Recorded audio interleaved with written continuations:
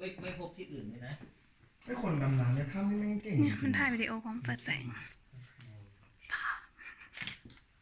เนี่ยยองเหมือนหนีโฉนที่นี่ทางน้ำไม่นาน ใช่ทางน้ำนี่ อาจจะเจอฟูก็ เฮ้ ได้ ย ยก อะไรสะท้อนแสงวะ น้ำไง ไม่ใช่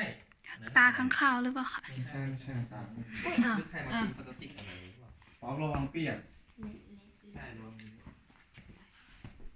ขอโทษกูไม่เอา ไม่ใช่ กูไม่รู้จะเข้าข้างไงไอสัตว์ เจอปูโอ้ยขวดน้ำ เอาไปเก็บมาสิ แต่เขาลง ไป15กับ20อีกเนี่ยระยะ5 โล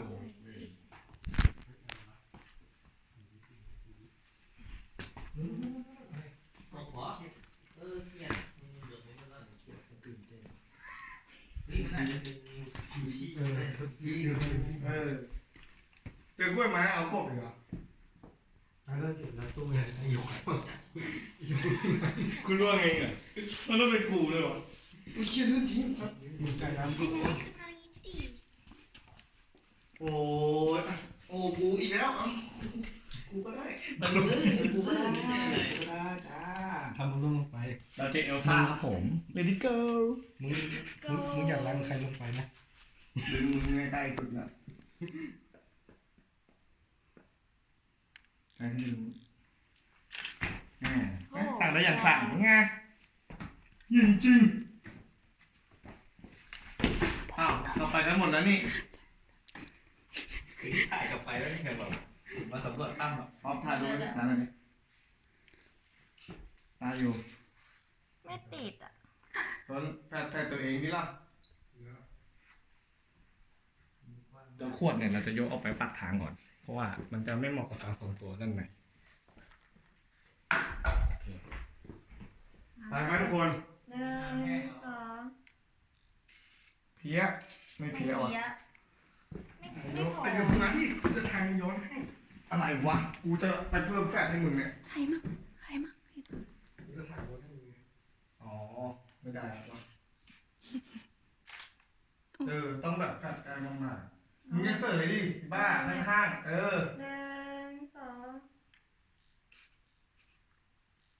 2ไม่ ป๊อปต้องข้ามมาล่ะมาแล้วทุกคนเด็ก กล้องรวมได้แต่คนไม่ เฮ้ยสัตว์เนี่ยโอ้โห คนอยากรวม ปึ๊บเก่งมากอ่ะเอามาแล้วอายุโอเคคุณช่วยกันเอ้ยสามัคคีคือพลังเว้ย พี่จอทำหน้าดีๆนี่จะขับไปแล้ว ก็ตั้ง ไม่ ไม่ขำก็แปลกเลย ผมอยู่ข้าง อุ้ย 1 2 ๆมีแฝดเข้ามาค่ะจ้าเข้ามาเฮ้ยมึง ค่อยมาอย่าจับขนาดโดนรักกัน เอาใครไปก่อน ดื้อนะ ไปก่อน มีความโคลนนะทำแบบค่อยๆพยายามอย่าก้าวเร็วพยายามค่อยๆแล้วอัดวิดีโอไว้ทุกตอน จำ นะ ให้ คะ เนี่ย ฉันหายไปแล้วเอามา อีเหี้ย ไม่ใช่แมงป่องอันนี้ บุ้งเหรอ ไม่ใช่แม ไอ้ ง กิ้งกือเฮ้ยมันเป็น แมงป่องหนามที่มันไม่มีหางป่ะไม่ใช่แมงป่องหนามต้องหางสอง มันกิ้งกือมันใช่เหรอมันคือมันคล้ายๆกิ้งกือไอ้สีชมพูนั่นนะ ไม่ใช่มันตัวยาวมันต้องตัวยาวกว่า ทรงเดียวกั นี้ น อ๋อไม่ใช่ แมงป่องหนามไม่ใช่แมงป่องหนาม มันเป็นอะไรนะจำชื่อไม่ได้ การจับไม่หมับคอย ลอยข้างคาวตายไหม ปีกมันนี่หว่า เนี่ยตัวเนี้ยนี่เดี๋ยว ไม่เคยเห็นนะปกติจะต้องเห็นจะต้องรู้เพราะสัตว์ในถ้ำมันไม่ค่อยมีเยอะ นี่ ระวังหัวนะมึงยืนอ่ะ ไม่ชัดเลย ถ้ำหรืออะไรทุกอย่าง มาเข้ามา สีทำไมตั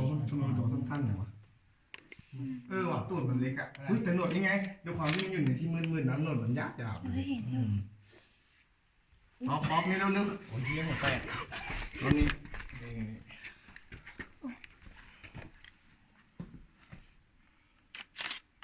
มันใกล้ขนาดนั้นเลยเหรอจะบังเงาตัวเองนิด มัน นิด จะแบดกลับไหม ถอยลงมาออกมาหน่อยได้ไม่บังเราตัวเอง น้องดังนะเนี่ย ตา าเหล่เหรอ หนวดหายไหมนั่นน่ะถ่ายขึ้นไปข้างบนนิดนึ เอา ง ครบหนวดหนวดครบตาจะไปตรงนี้เหรอ ลองหนวดเยอะเลย หัวแตกเลย เอาเพิ่ม อะไรแล้วกลัวอะไรแล้ว ไม่ชอบที่แคบอ่ะร้อยยี่ข้าวที่ผ่านไอ้เหี้ยข้าวเฮ้ย โคตรเหมือ เล่นก็เป็นถ้ำที่ค่อนข้างจะชื้นแฉะนะแสดงว่าน้ำเข้าบ่อยตายแล้วล่ะตรงนั้นไปไม่ได้ละเพราะว่ามันตามเดี๋ยวเลยเดี๋ยวได้เรียนปีเฮ้ยตรงนี้สวยอ่ะเป็นยังไงในตลาดปาซิล่าเนี่ยเห็นไหม เอาไม้สองนี่นี่เอาดิ เราวนกลับตรงนี้ได้ใช่ไหม ว้ายกูแสบตาแฟดมากเลยตอนนี้ ตรงนี้สวยไงแสดงว่าน้ำต้องลงไปตรงนี้เหรอ มันเป็นเงา ก็รู้ว่าพ่อถ้ำเต็มไปแล้วจริงๆไม่มีใครบอกแต่ก็ไม่บอกไม่เปิดเผยข้อมูลเลย เราก็ไม่รู้แล้วว่าเราจะ เอาไม่ต้องถ่ายกูถ่ายเป็นวิดีโอหมดเลยตอน ย นี้ ถากรรมกลัวแท้ยถากรรมเดิน มันแฟดซ้อนแฟดจะได้เหรอ ได้ มันจำได้เลื่อนจริงเลื่อนจริงระวังนะไปทางนี้แห้งท่านผู้ชมมันเป็นหินปูนอ่ะมันก็ค่อนข้างจะปื้ดๆเลยล่ะ เข้าทางของฟัน พาม บางทีเราอยู่ใกล้อาจารย์เองมากไปอ่ะป๊อปมันก็จะเป็นอย่างนี้แบบที่อาจารย์รู้จักมันต้องเว้ยดูทางลงเลยมองตามการร้องแห้ง นี่ปู เฮ้ยร้อยเฮ้ยมันไม่มีหูไอ้เหี้ยมันมีก็ได้ เฮ้ยเดินเยอะไปแล้วขาพูดแล้ว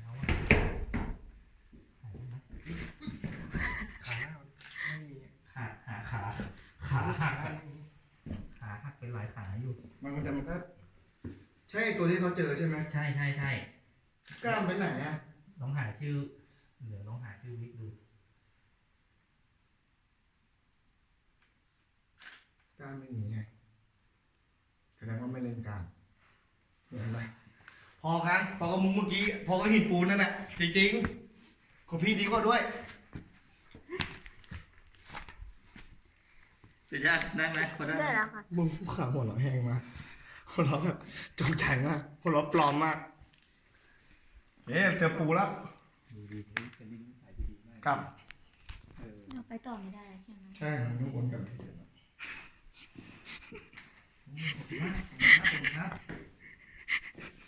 ใจจริงๆที่เราได้เจอกัน อลาสก้า นี่รู้มันหรือเปล่า ไหน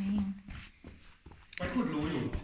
อ ใช่ ไม่ใช่ความผิดความมือใครก็ไม่ ตั้งมันเป็น จะ หิน ใคร นะ ไอ้ ขามันยาวกว่าปูปกติ ใช่ จ ใช่ ริง มันต้องจับพื้นผนังถ้ำอ่ะนะ แสดงมันต้องปีนได้ ๆจริง ใช่เพราะว่าต้องปีนผนังถ้ำแสดงว่ามันจะต้องตัวร่างกายมันต้องประกอบด้วยปูนหินปูนค่อนข้างเยอะแน่ๆเพราะมันอยู่ในน้ำหินปูนเกี่ยว ผมก็ต้องพาไปหาหมอบ้าน เฮ้ยโอ้โหกูซีเรียสเนี่ยมึงหัวเราะกันทำไมวะทำไมหลักการมันไม่ตรงไหนกันไม่คุย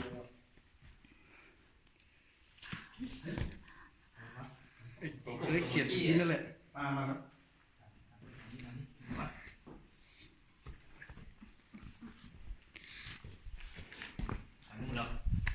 นี่ไง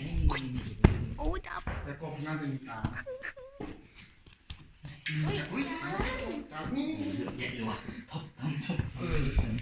นี่ เขากำลังมาจีบมันอยู่หรือเปล่าเรามารบกวนเขาหรือเปล่า มันลื่นใช่